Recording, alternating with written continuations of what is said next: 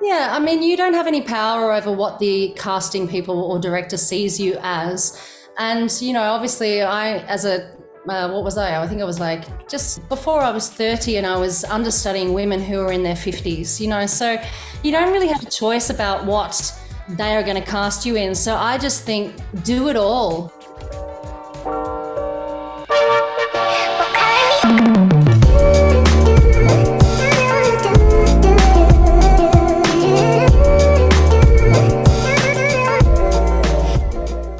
Hello and welcome to The Dive. Now more than ever, we need to be finding ways to help us navigate the challenges of being an artist. You're listening to The Dive podcast, a show specifically designed for performing artists to help you stop the stress and overwhelm and instead find ways to get on stage with confidence, passion, and ease. I'm your host, Taylor Scanlan. I'm a fellow performing artist and founder of The Dive, the fastest growing support platform for performing artists. Each and every week, we have a brand new guest on the show who is a professional in the industry to discuss their unique stories and help us tackle the industry challenges to help you perform, rest, and excel at your peak. I believe that we all have a unique story to share, but most of our struggles are common. So without further ado, let's dive right in, let's get to work and create a career of a lifetime. Lisa Sontag is here. Hi, Taylor. How are you? I'm excellent, thank you. Very Are you well? good. I'm so well. So I'm so excited to have you here. And for any listeners today, we're going to be exploring the topics on how to sustain longevity in the arts, how to balance life and performing, and the steps that you can kind of take for yourself to create that balance that works best for you. And also we may touch on the stress of not being in work and, how we can bring ourselves to move forward instead of being in it and stressing out, which is a massive thing for performers. Now, when we talk to Lisa, we are talking to someone who has really done it in musical theatre as well as TV and film. And Lisa, we will get into a little bit more about where you studied and what you did before that. But to give a background of Lisa's career, she has been just recently in Mary Poppins, the musical where I met Lisa. Very fortunate to meet you. And I mean, the list just goes on. Billy Elliot, Mamma Mia, Les Mis, Sweet Charity, Dirty Rotten Scoundrels, Singing in the Rain. Like, it's just been a massive career for you. So anyone that is listening today, stop what you're doing and listen in, because you're not going to want to miss a second. Yeah, it's a long list of shows. Isn't it? Do you feel like it's gone in a blink of an eye, or has it felt like a long time? Yeah, no, it has. It's gone in a blink of an eye. I can still remember stressing out doing full-time dance at Dance World and thinking, not even knowing that a career was possible even then. And I was seeing, professional dancers coming and going and auditioning for shows. And I just didn't know if that was me, if I was going to be one of the lucky ones. And yeah, I was. So that my full-time dance got me into my first show. And then after that, I had a little break for a few years and went to Whopper in Perth. And then I got back into shows after that. Wow. Yeah. That's amazing. So how was it like training for you? What would you say you got out of what that helped you prepare yourself for the industry? Well, I definitely was being cast as a dancer first and foremost early in my career in my 20s. And just looking around at the people that I was working with, I realized that if I wanted to stay in the industry, I really needed to work on my singing and acting. And I knew I had those things, but I really needed to hone them to a level where I was comfortable taking on roles and comfortable singing in front of 5,000 people at the drop of a hat when you're called on, for an understudy or so forth. So I had auditioned for Whopper and I got in on my third time. So persistence is the key. Wow. And there you go. and so I went to Whopper for the 3 years, and it definitely has given me the ability to work now till I'm 46 and onwards, hopefully. Wow. And be able to understudy and play roles. I've done a bit of both, and I've really enjoyed the experience. And I've also been very lucky to be able to work a lot because I'm happy to understudy, and I also can dance in an ensemble. So all of those those skills have made it very possible for me to work a lot. Yeah, I mean, well, it's very relevant and you can definitely see it. I mean, working with you, you're such a bundle of joy, but you also hold yourself in such a really wonderful manner, and you're very open and easy to talk to, and also a very great leader to Thank be you. still, smashing it. I don't want to say at your age, but you come in as though you're still just starting out and having fun with it, which I think is so important that, people hear that. And how crazy that you said that you auditioned for WAPA for 3 times and you only got in on the third time. So that's probably, if you're out there auditioning and it's not happening for you, even to get into a course, to, not stop, just keep going, because you don't know what's going to happen if you just keep going to that next audition. That's right. I always do say persistence because of my experience. And, I auditioned at the end of year 11 and then the end of year 12, and they kept saying to me, come back with life experience. And I thought, I'm never going to get in. And then I went and did full-time dance, and then got into a couple of shows from that, and then went back then because I just knew that it was the place I needed to be. So persistence, That's with all the amazing. life experience then, Yeah, of course. And so then it took you into the industry. What was it like when you started into the career, like for you, compared to training every day in WAPA, and now you've gotten to your first show? Was it everything that you thought it was going to be? Was it completely different? What was your experience like? Oh, I don't know. I did a lot of amateur theatre. That's also a great gateway into the industry of learning shows and learning a little bit what the industry is like. But I guess it was just like doing an amateur theatre show, but full time, like every day for 4 weeks, you learn the show. Yeah. I mean, it's amateur and it's professional, but you always bring your A game. Do you know what I mean? So it's not like you treat it like it's an amateur show, but it's just that experience of just learning a show really quickly, being prepared, know your lines. It was such an eye-opener for me, just meeting the most amazing characters that I'd never met before, just these people that have been in the industry for years and just had these most flamboyant, amazing personalities that just opened my world. Yeah. To such joy and hilarity. Like everyone's hilarious, Yeah. That's what I found. It really just opened my world, opened my mind. Yeah, and you just bring your A game and preparation. Just make sure you prepare for the day. Yeah. That's wonderful, because I think a lot of people, especially in the arts that are studying now, they feel like if they don't get into a professional musical straight away, that that's the only goal and that's the only way to go. But it's inspiring to hear that getting that experience, because I think a lot of people as well in full time, we do want to get paid and we do want to make sure that we're setting up a life for ourselves. But I mean, I think a lot of even amateur productions are you still can get money from, but that experience, especially when you're starting out, is probably invaluable, and actually probably taught you as well how to be in a professional environment before you went into. Well, it gave me, I did my last amateur show while I was doing full-time dance. So, and they were doing a chorus line. So I was like, of course I wanted to do it. But it just gave me the experience of playing a role that I'd never played before, or just being confident and giving me the kind of permission that I could play a role. Right. So I think that's really an important step, from training to putting things into practice before you go into the professional world. So I'd say it's a great stepping stone. Yeah, that's amazing. That's so good. And so then you went from amateur and you got into, your first professional shows. What was that like for you when you were starting out? I mean, I don't know about you. For me, I was just on cloud nine. You just really just enjoying it. You're traveling and you're, just experiencing this gypsy life, I like to call it, performing. It was amazing because obviously it's the first time you've got money. So it's like, like buying clothes and like having like amazing meals at amazing restaurants and being shown around to all these great places in all these new cities. But I don't know. It was like, I don't know. What was the first part of the question again? No, it's okay.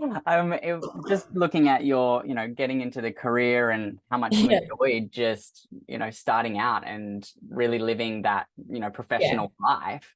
I think a lot of the time people are waiting for that moment. And then when you do get into it, you do really have that release and be like, this is pretty cool. And you just get that door opens to going, oh, this is something that I really want to do. And yeah, well, that's right. It's like, on my first show, there were a couple of celebrities. So there was Chrissy Amphlett, who some of you may know was the lead singer of the Divinals, one of the biggest Australian bands for years. And so getting to meet her, and of course Todd McKenney was in my first show as well. So, and he wasn't a celebrity then, but he was just such a great character, so charismatic. But yeah, and Chrissy taking myself and another young cast member under her wing, and just, it's those moments that you will cherish for your lifetime.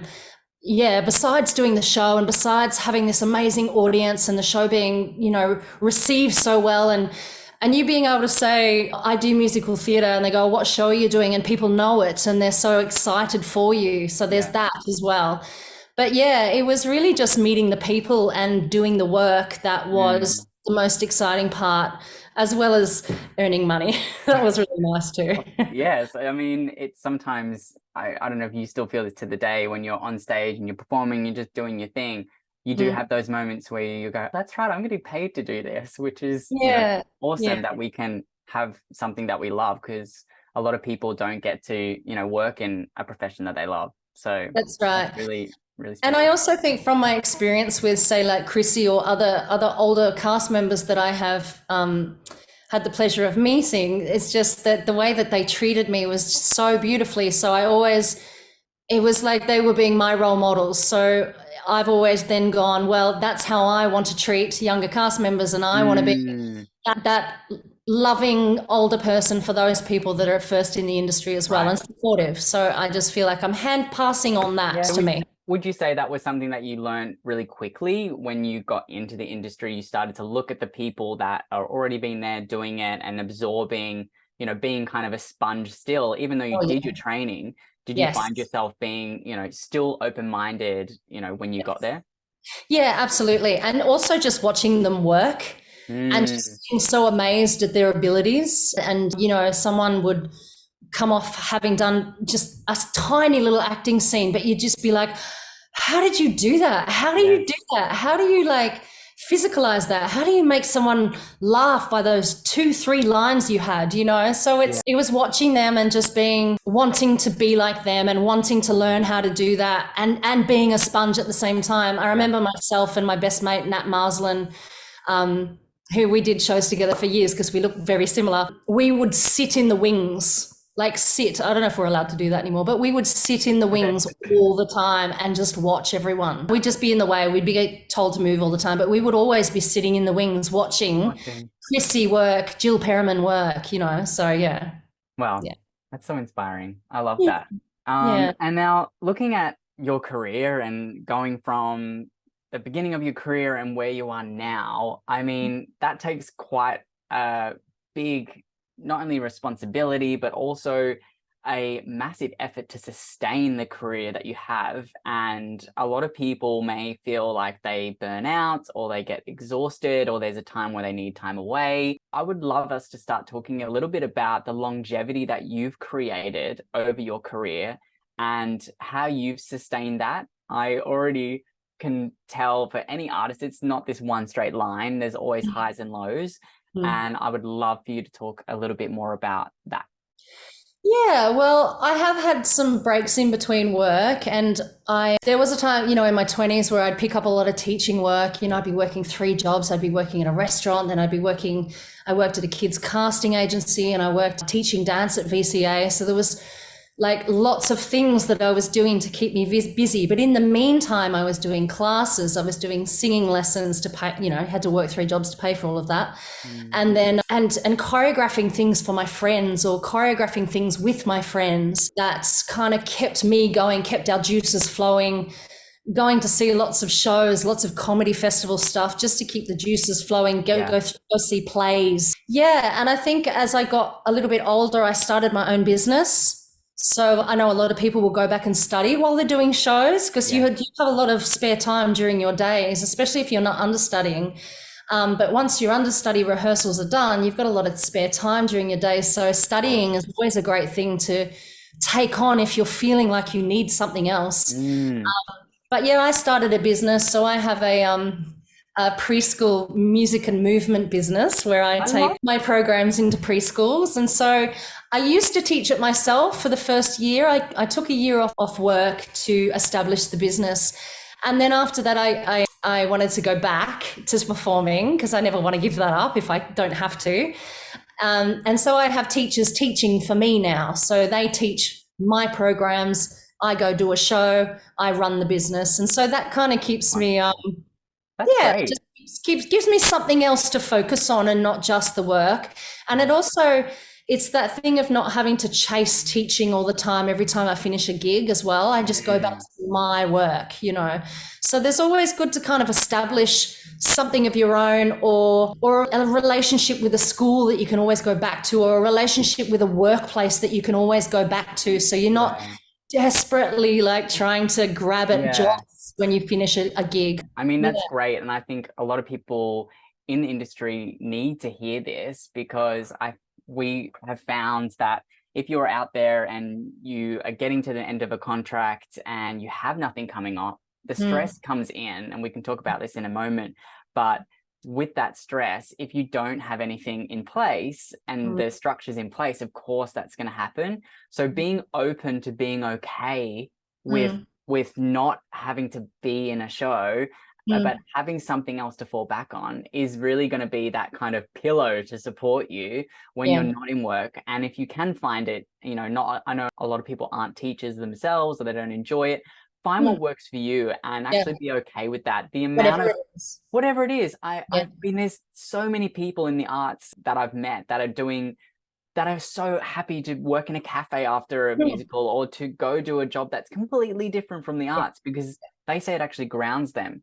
So Yeah. if anyone's listening today and you're doing that job and not feeling fulfilled, know that, have that gratitude to know that you have something that you can fall back on, and know that it doesn't identify you in terms of your success, because we're all at the end of the day got to pay that rent. And Absolutely. I've worked in so many restaurants. You know, yeah, that was my bread and butter during my 20s, you know. So there's no like that's just what it is. It just is what it is, you know. yeah, If you can work in a dress shop and get free clothes, then good on you. I really enjoyed the restaurant atmosphere yeah, because I'm a bit of a night owl. But yeah, I just whatever it is that you do, find that. And I also think that it's really important to save money before mm, the contract ends, so that at least you have a buffer if you yes, need to just take a break, or save up and go on an overseas holiday, or just to Bali or whatever, you know, just to yeah, have a little break or whatever, you know. absolutely.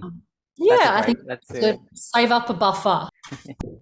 that's a, yeah, and I mean, that's a really good tool and a tip that when you do, if you're starting out in the industry, or even if you've been doing the industry for a while, it Mm, can be really great to set up something at the start when you get started, because the money will be coming in, you'll get excited, you'll want to buy the things, and definitely yeah, do that. Get it yeah, out of your system. But if you yeah. do even, and you don't even need much like to help you after, but if No. you do set up a thing on the side to help you, you're going to Mm, be less stressed financially, because I think a lot of people do get stressed with the financial, side. But if you mm, do have those systems in place, you're going to help yourself basically in the long run, and yeah. also help you build that knowledge of, independence and how to look after yourself and potentially even your family, which is a great segue to going into the next topic, which is, how do we balance the life outside of work and performing? Because I've run into a bunch of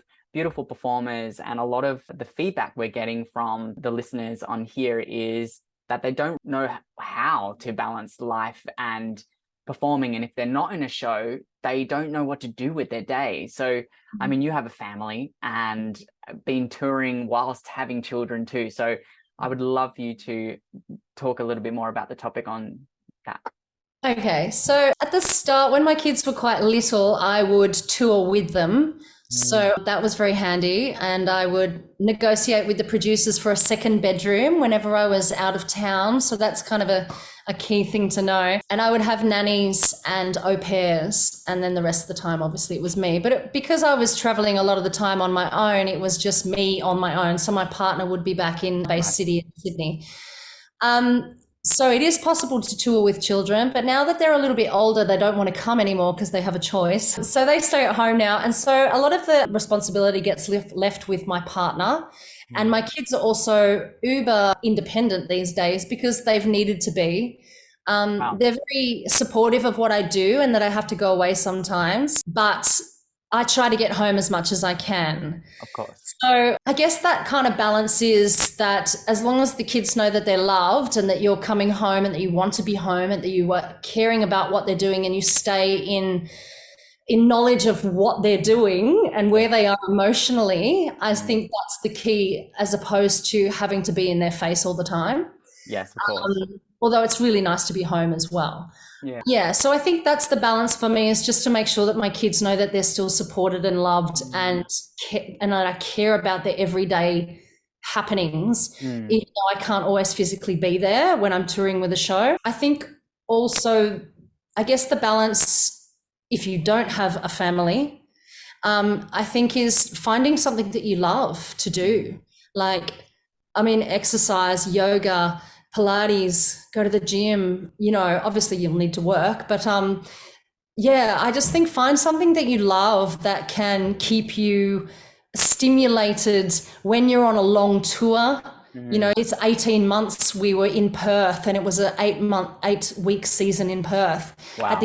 At the end of the season. And so, it's work and home and sleep and work and home and sleep. And I just think that you need to find something you're passionate about. If it's hiking, go and find all the mountains in the area. If it's the beach, go and visit all the beaches in the area. If you're a foodie, go and plan all the restaurants you can go and see. I think just if you're into arts and crafts, make things, you know. I mean, we've seen people on shows when it's a long run.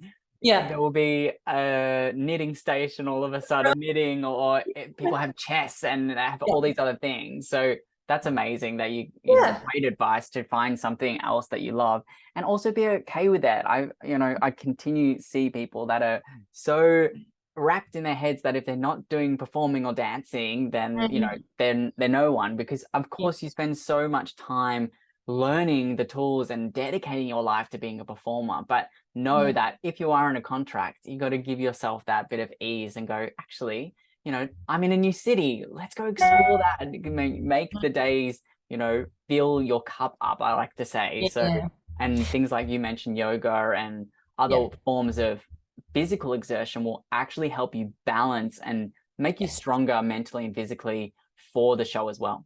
Yeah. I think it's also important that you establish who you are. So having time outside of the industry is a really big way of establishing who you are without work, and how people perceive you and how you relate to other people without being in a contract or without having that status that you may put on that. It's a really big thing to be out of work and still feel that you have that status as a performer, even though you're not performing at that point. And so I think it's a big learning curve to be out of work and still feel the value that you have as a performer. Even if you get 5 rejections of auditions, if you can get 5 rejections and learn something from each 5 of those, or have things to work on with, say, your singing teacher, or go, oh, you know what, I'm going to go and do a quick acting, workshop or whatever. I think that those things are really, they kind of provoke growth, self-growth. Absolutely. So I think having time outside the industry is a really good way to find out who you are, how you cope with stress, and how, and then when you get the jobs, you're grateful, and then you can plan from there about how you're going to do the best with that job that you have, whether it's performing or whether it's financially or whether it's to study or whatever you want to achieve in that time that you have that job. But time out of work is your growth period. So don't ever I know I've done it myself. You turn up to parties, you're not in a show, but you feel so awkward because you don't have a show, or you're not the latest clique group that's, in that show, but it doesn't matter. You're there, you're part of the industry. People know who you are. Enjoy the night, say hi to as many people as you want to or don't want to, and just have a good time. And, don't put too much pressure on yourself. For That's sure. your world too. Whether you're in a show, it's still your world. Yeah. Yeah. Yeah. That's amazing. Yeah. Great advice. Yeah. We're going to start talking about, as we wrap up the episode, a little bit about versatility within the industry and how important it is to keep that open mind, even when you're in the industry, to keep working on your weaknesses and keep playing on your strengths. Yeah. So just to add to that, yeah, it's kind of hard to talk about things as weaknesses because you don't want to I always felt as a dancer that my weaknesses were my voice. And so I've gone through the entire industry thinking that that was my weakness. But as I get older, I realize that it's actually been part of my superpower. And I just haven't given myself enough credit. Do you know what I mean? So it's really silly, I think, to talk about weaknesses and just find whatever it is that that works for you, and don't compare yourself to other people. I think a weakness is comparing yourself to other people. And I think versatility is the key. If you can just try everything, work on everything, versatility is the key, I think, for longevity as well. And don't compare yourself to other people because you're your own unique kind of being, your own unique talents. You're never going to do something the same way as someone else does it, but that amazing, unique way that you do it might be that special thing, So the only way to find that is through that versatility, through doing as many different classes, as many different types of shows, or as many different types of working with different types of people, discovering different text. The learning never stops. That's the thing of this month's episodes, that the learning never stops. Whenever you're getting into the industry, as much knowledge you can just continue absorbing that will help you with that growth mindset and help you coming forward. Yeah, I mean, you don't have any power over what the casting people or director sees you as. And, obviously what was I? I think I was like just before I was 30, and I was understudying women who were in their 50s, so you don't really have a choice about what they are going to cast you in. So I just think do it all. 20-year-old, try and tackle the role of an older lady, if you're quite an innocent, kind of ingenue, try something a bit more ballsy and a bit more character filled. And, I just think, and the other way around, if you're a bit more ballsy and character filled, then try something a little bit more meek and, just try and really be as versatile as you can, because you don't have a choice about what you're cast in, and you just have to try everything and try it all and just do your best. Yeah. Wonderful advice. To finish off the episode, I'll ask you one final question, which we've been asking in the studio and now on Zoom, is that if you could go back to yourself, go all the way back, and you're starting yourself in the industry, or maybe you've come out of, WAPA and you're starting, what advice would you give yourself and even the listeners that are currently in musical theatre, they're just starting, or maybe they're in full time and they're just about to break into the industry? Preparation is my biggest advice. Always be prepared. Always prepare your work. Yeah, you just need self-belief, don't you? Because, that's all you have, and preparation will help with that self-belief if you've done the work. I think that's the biggest thing for me. There are times in my life when I've looked back and I go, so unfocused at those points. I lost... you lose your focus in your 20s because you're so busy having such a good time, especially in shows, traveling. Yeah. But I just think keep your focus, keep what you want, and keep working on it, and preparation, and always keep your uniqueness, and don't compare yourself to anyone else, because you might be just the thing they're looking for. That's it. Fantastic. Well, thank you so much, Lisa, for being on today. Oh, you're welcome. I know there's so many amazing nuggets in there that people are going to go away with and absorb. Be that sponge, continue working, talking about things like persistence is everything. Just keep going, continue studying, explore what you need to explore. And something that was just a big highlight of what you said before is basically your weakness is your superpower. So maybe this is time, if you're listening, to go and have a little look at the things that maybe you're considering a weakness and resisting against, and dive into it. So thank you so much, Lisa, for being here. Thank you, Taylor. You've been listening to the Dive Podcast, the fastest growing support platform for performing artists. For more resources, tools, techniques, and tips, you can head to our website, www.thedive.com.au. Be sure to subscribe, rate, and leave a review for us. And if you feel like this episode could resonate with anyone else in your network, feel free to share it online or share it with a friend directly. Be sure to check us out on Instagram with the handle @thedive.com.au, where we come on each week and share a little bit more about the behind the scenes of the podcast and any upcoming workshops, classes, and offers with The Dive.